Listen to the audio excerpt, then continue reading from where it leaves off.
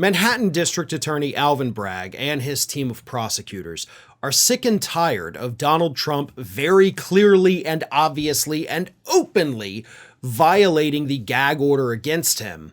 And they have submitted a filing to Judge Juan Merchan this week that so far the judge has not issued any kind of decision on. But they submitted a filing asking the judge to throw Donald Trump in jail for 30 days if there are any subsequent violations of the gag order.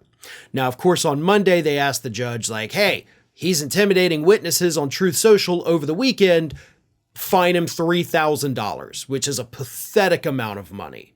But nothing happened still.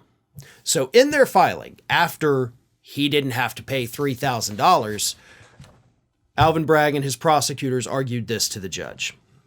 This court should again admonish defendant to comply with his obligations under the order. And finally, this court should warn defendant that future violations of the court's restrictions on his extrajudicial statements can be punished not only with additional fines, but also with a term of incarceration up to 30 days. It is absolutely critical that defendant immediately halt any conduct that would violate the April 1 order's narrow restrictions to protect the integrity of the ongoing trial. A finding of criminal contempt, imposition of sanctions, and stark warnings from this court are the minimum remedies necessary to achieve this indispensable objective.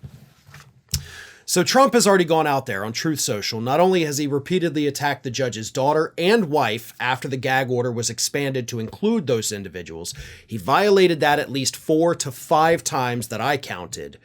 And then he put out posts on Truth Social attacking potential witnesses, Michael Cohen, Stormy Daniels, and Mark Pomerantz. So we have no fewer than 7 clear instances, and that's not counting the duplicative instances, where Donald Trump has clearly violated this gag order.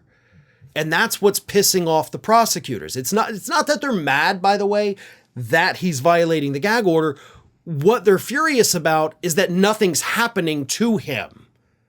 You know, I mentioned this the other day. Why even have a gag order in place if you're not going to enforce it? When he violates it and the prosecutors come to you and say, hey, look, he violated it right here. And the judge is like, yeah, he did. Oh boy. All right. See ya. No, you can't do that. You put this gag order in place. So either enforce it or lift it. But you can't live in this constant state of limbo where you have somebody violating your direct order. You know you have the authority to punish them with up to 30 days in jail, and you're just not doing it.